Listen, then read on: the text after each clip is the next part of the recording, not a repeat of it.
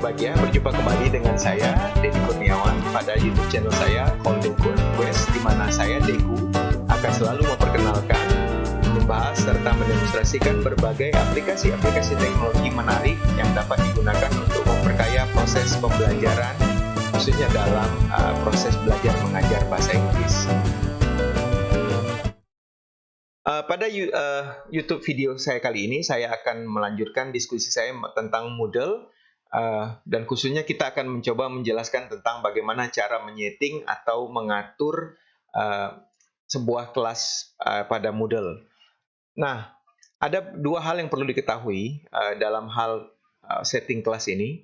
Pada tahap pertama, kelas itu hanya bisa dibuat oleh pengguna pada level course creator atau yang lebih tinggi, sehingga seorang yang memiliki role sebagai teacher secara default tidak dapat melakukan pembuatan kelas. Nah, pada video kali ini kita akan mulai dengan langkah pertamanya, yaitu membuat sebuah kelas yang merupakan peran dari seorang course creator, dan kemudian akan dilanjutkan dengan peran seorang teacher, yaitu mengatur atau menyeting fitur-fitur dasar atau setting-setting dasar yang dibutuhkan pada sebuah kelas Moodle, khususnya untuk digunakan untuk memperkaya fungsionalitas maupun tampilan dari sebuah Moodle course. Baik, kita langsung saja menuju tutorial kita kali ini. Nah, saya sudah berada pada kelas Moodle saya. Nah, kebetulan saya adalah seorang pengguna Moodle yang memiliki peran sebagai course creator. Nah, sehingga sebagai course creator saya memiliki menu tambahan yang tidak dapat ditemukan pada pengguna pada level-level di bawah course creator. Nah, jadi pastikan Anda memiliki akun course creator dulu, atau kalau tidak meminta seorang yang memiliki peran sebagai course creator atau bahkan admin untuk membuatkan kelas untuk Anda. Baik, kita mulai dengan langkah pertama kita. Tahap pertama kita yaitu menyiapkan sebuah kelas. Kita mulai dengan mengklik Site Administration. Ada menu satu di sini yaitu Course. Kalau kita klik lebih lanjut, ada sebuah tombol yang bernama Create New Course. Nah, pada tahap ini saya menganjurkan kepada seorang course creator untuk membuat pengaturan yang sangat dasar dulu, yaitu hanya di atas 3 bagian, yaitu course full name, short name, dan kategori. Nah, nanti sisanya akan diatur oleh si pemilik kelas itu sendiri. Nah, kita mulai dengan pengaturan dasar. Misalnya saya ingin membuat kelas yang saya beri nama Introduction to Linguistics. Ya, jadi full name-nya kita tuliskan, dan biasanya saya menambahkan tahun untuk memperjelas nama kelasnya. Mana tahu kelas ini akan muncul lagi di tahun 2001, 2002, dan seterusnya. Nah, kemudian course short name ini adalah nama singkatan atau nama pendek yang kita gunakan untuk menandai kelas kita, dan nanti akan digunakan pada menu kontekstual kelas kita. Oke. Nah, kemudian yang ketiga adalah course kategori. Pada Moodle saya, karena kita cuma punya model yang sangat sederhana, maka kategorinya hanya satu, yaitu miscellaneous. Tetapi pada model-model kelas yang lebih kompleks, biasanya kita ingin membuat kategori sehingga kelas-kelas ini dapat dikelompokkan pada kategori yang sesuai. Misalnya kategori nama prodi atau kategori nama fakultas dan segala macam. Nah, 3 ini saja yang penting bagi seorang course creator. Nah, saya akan menyimpan kelas ini dan kemudian menampilkannya langsung. Baik, kita klik Save and Display. Nah, pada tahap ini, seorang course creator harus mencoba untuk meng-assign seorang untuk menjadi teacher atau pengelola kelas ini. Nah, secara default, course creator juga dapat langsung menjadi seorang teacher. Kita bisa lihat pada bagian partisipan di sini. Nah, nama saya sudah langsung tercantum di dalam daftar partisipannya sebagai course creator maupun sebagai teacher. Nah, tetapi pada kasus-kasus lain kita bisa melakukan enrollment di sini, enroll user, untuk menunjuk seorang atau lebih dari satu orang untuk menjadi teacher, ya, atau assistant teacher. Nah, kita lewati langkah ini karena saya sudah langsung menjadi teacher di kelas ini. Nah, saya akan masuk kembali ke kelas saya. Nah, di sini adalah tahapan di mana seorang teacher yang ditunjuk atau guru yang ditunjuk dapat melakukan setting-setting dasar pada kelas Moodle-nya. Nah, ini yang akan kita lakukan sekarang. Silakan ikuti langkah-langkah yang saya tunjukkan. Untuk melakukan setting awal, maka kita perlu mengklik tombol edit di sini, ya, tombol gear atau tombol cog namanya. Kita klik, kemudian kita akan menemukan beberapa menu. Menu yang kita gunakan adalah yang bernama Edit Setting, biasanya di bagian paling awal. Di sini adalah bagian di mana kita atau seorang teacher atau guru bisa mengatur atau membuat pengaturan-pengaturan dasar di kelas. Nah, pertama kita bisa mengganti nama kelasnya. Kalau kita ingin, misalnya namanya saya ganti jadi mungkin dengan kode ING123 Introduction to Linguistics, ya. Kalau dibutuhkan, kalau tidak ya kita bisa langsung lewati. Begitu juga dengan short name. Kategori biasanya tidak bisa diubah oleh teacher, hanya bisa diubah oleh course creator pada konteks kategorinya. Nah, saya bisa karena saya adalah juga sekaligus course creator. Kemudian visibility ini untuk menampilkan ataupun menyembunyikan course ini. Misalnya kalau seorang guru belum terlalu yakin kelasnya siap, dia bisa menyembunyikannya, hide, ya, atau secara default sudah ditampilkan. Kemudian di bawah ini ada dua tanggal, yaitu yang pertama tanggal awal dan yang kedua tanggal akhir. Course start date ini adalah tanggal awal kelas ini aktif, ya. Misalnya kita buat tanggal mulai aktifnya adalah tanggal 7 April pukul 8.00, ya. Ini adalah course start date dan secara default harus diisi. Nah, tetapi berdasarkan pengalaman saya, biasanya saya menganjurkan Anda untuk memundurkan sedikit tanggalnya, karena biasanya tanggal ini bersifat strict, sehingga kalau ada yang seorang peserta kita yang mendaftar sebelum waktunya, sebelum jam 8 misalnya, maka dia tidak bisa mendaftar atau kelas ini tidak bisa ditampilkan. Karena itu saya biasanya menganjurkan para trainee-trainee saya untuk menurunkan atau memundurkan tanggalnya menjadi minimal 1 minggu sebelum kelas sebenarnya, ya. Kemudian yang kedua adalah course end date atau tanggal akhir.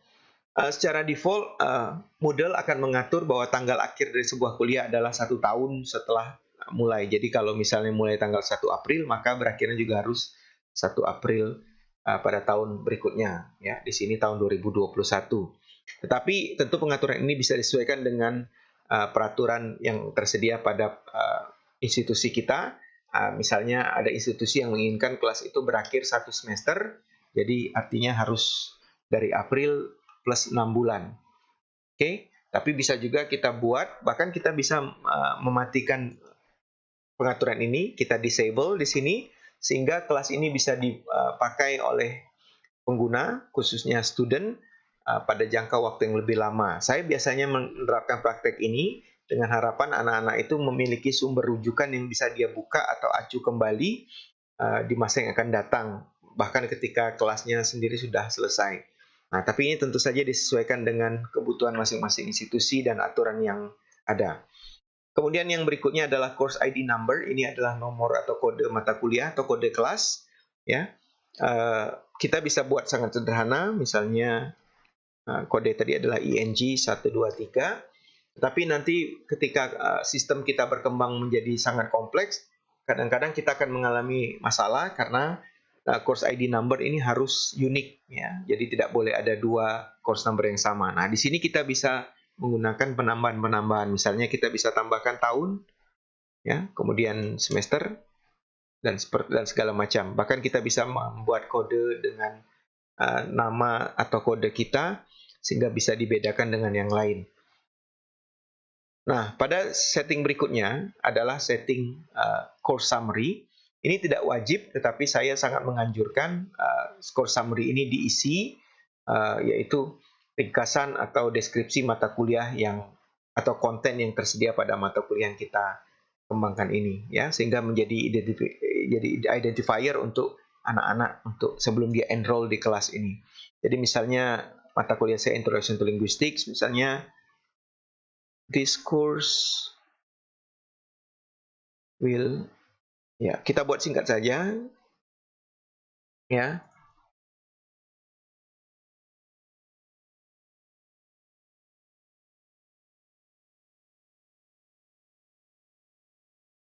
Oke, kita buat sederhana saja nih contoh.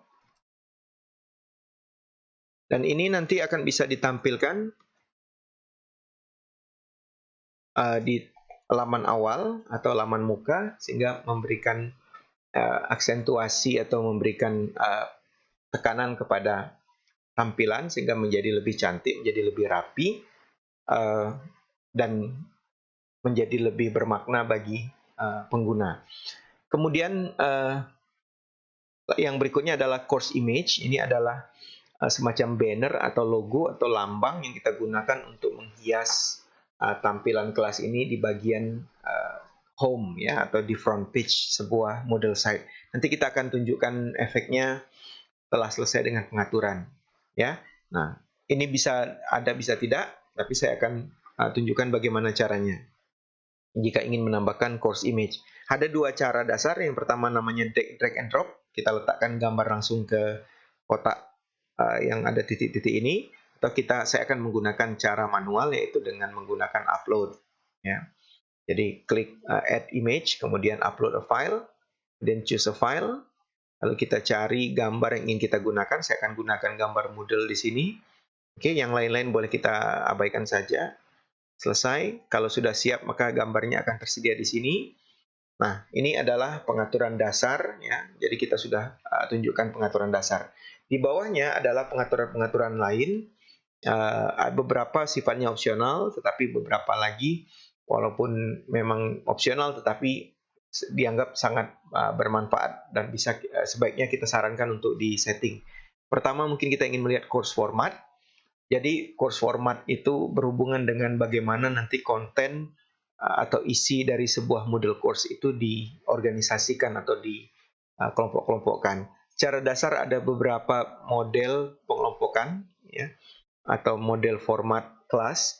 Yang pertama yang kita sebut sebagai weekly format di sini adalah mode kelas di mana materi itu disusun ke dalam materi-materi mingguan. Jadi kalau misalnya kita setting kelas ini terdiri atas 16 minggu, maka akan ada 16 blok yang masing-masing diberi tanggal yang dihitung dari tanggal awal kita tadi. Jadi kalau tanggal 1 berarti minggu pertama itu mulai dari tanggal 1 sampai akhir minggu, yaitu hari tanggal 8, ya, tanggal 7, dan seterusnya. Nah, yang kedua, yang paling umum menurut saya adalah yang kita sebut sebagai topics format, yaitu formatnya mirip dengan weekly format, tetapi dia tidak tergantung dengan tanggal, ya. Jadi bisa digunakan kapanpun. Tidak ada highlight berdasarkan minggu. Kemudian yang berikutnya adalah yang namanya single activity format, di mana kelas ini hanya terdiri atas satu blok saja, satu kelompok saja, satu kotak saja, dan memang digunakan untuk kebutuhan yang sangat sederhana. Kemudian ada lagi yang namanya social format yang nanti akan agak mirip dengan tampilan Facebook atau Edmodo, ya, di mana isinya adalah status yang terus berjalan yang diisi oleh teacher ataupun student. Ya.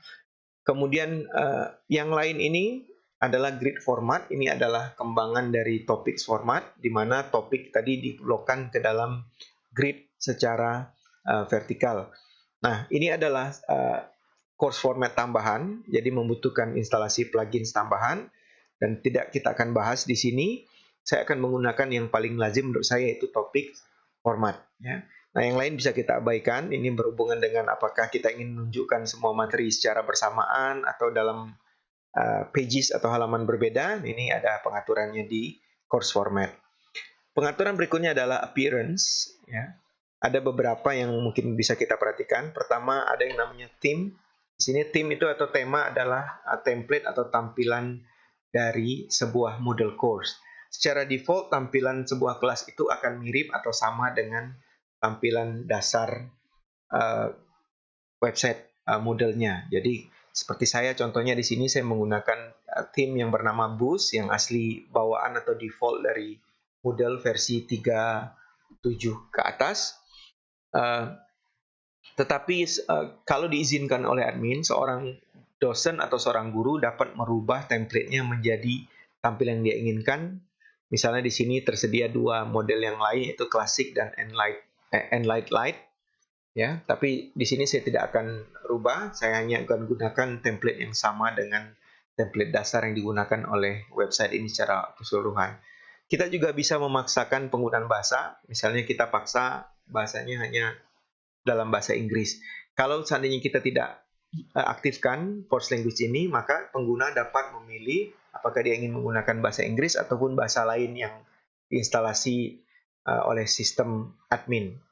Oke. Kemudian yang berikutnya number of announcement, ini adalah jumlah announcement yang ditampilkan secara secara inverse chronologically, terbalik. Jadi berita terbaru akan muncul paling atas.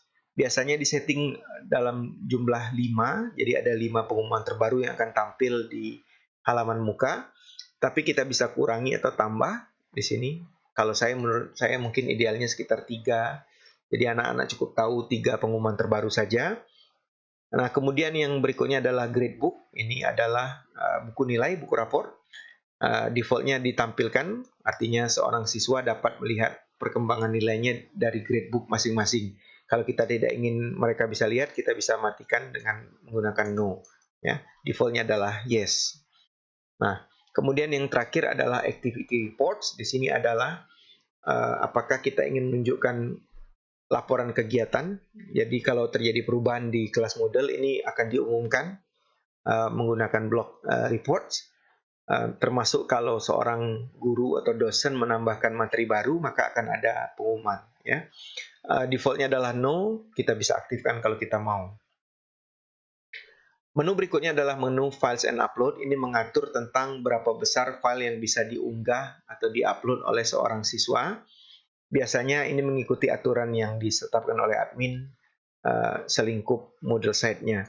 Nah, kita bisa kurangi. Saya menyarankan upload itu untuk anak-anak atau siswa kita itu sekitar antara 1 sampai 2 MB saja. Jangan terlalu besar, karena nanti akan menghabiskan resource dari Moodle course kita. Oke, kemudian completion tracking ini berhubungan dengan completion atau penyelesaian. Jadi kalau kita hidupkan, maka anak bisa memantau, kita juga bisa memantau berapa persen dari keseluruhan konten yang tersedia di Moodle yang sudah selesai ya dalam bentuk persentase.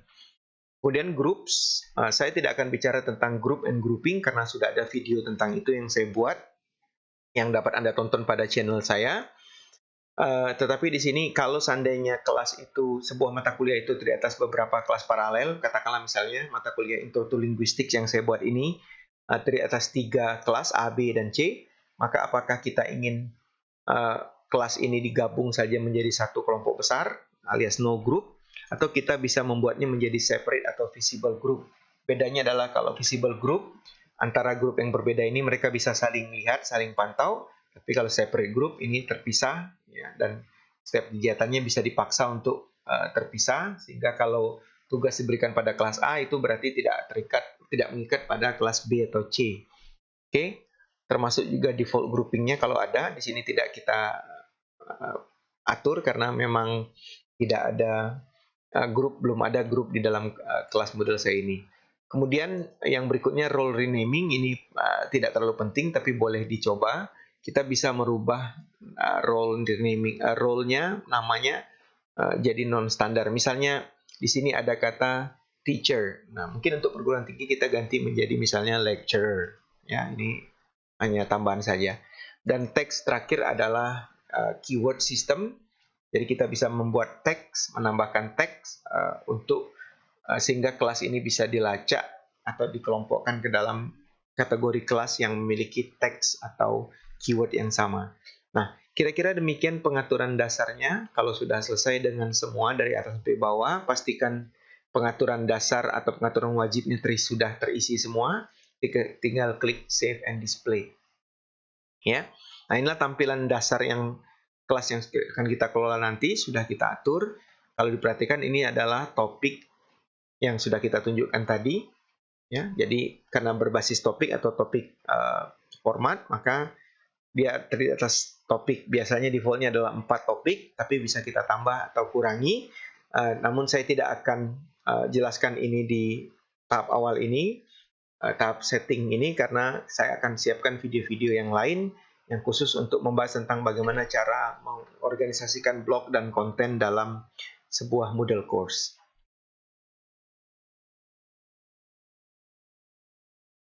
Nah, saya pikir kira-kira itu saja penjelasan dari saya. Saya harap video ini dapat bermanfaat bagi Anda jika Anda ingin membuat pengaturan-pengaturan atau menyeting kelas di Moodle sehingga dapat digunakan secara optimal, ya, memiliki daya tarik. Oh ya, tadi saya lupa, kita juga bisa, saya akan tunjukkan tampilan luar. Ya. Nah, ini adalah Moodle course atau kelas yang sudah saya buat tadi. Ya, kalau kita lihat tadi kita bisa, saya tunjukkan di sini. Ini adalah tampilan dari Moodle class yang barusan saya buat tadi. Ini judul atau full name-nya. Kemudian ini adalah description yang kita buat. Dan kemudian ini adalah gambar dari atau banner dari kelas ini yang sudah kita upload tadi. Dan ini adalah nama pengajarnya yang sudah saya rubah tadi dari teacher menjadi lecturer. Oke. Nah, kira-kira itu adalah tampilan dan kita bisa bayangkan dengan pengaturan yang baik, maka kita juga bisa menampilkan kelas kita itu di front page, di tampilan awal dengan lebih cantik, dengan lebih rapi dan teratur, sehingga mungkin juga memberikan memberikan nilai tambah bagi kelas kita di hadapan anak-anak. Nah, saya pikir itu saja penjelasan saya panjang lebar tentang setting a class, tentang mengatur pengaturan dasar di kelas Moodle, dan kita akan kembali lagi dengan video-video lain yang menarik yang berkaitan dengan Moodle, penggunaan Moodle sebagai aplikasi learning management system. Oleh karena itu, saya harapkan Anda tidak lupa untuk like and subscribe video-video saya dan channel saya untuk mendapatkan update dan notifikasi terbaru video-video saya yang lain. Saya pikir itu saja presentasi dari saya. Terima kasih, semoga bermanfaat. Kita bertemu lagi dalam kesempatan dan video yang lain. Etc. Call, Promoting Computer Assisted Language Learning Indonesia. Sampai berjumpa kembali.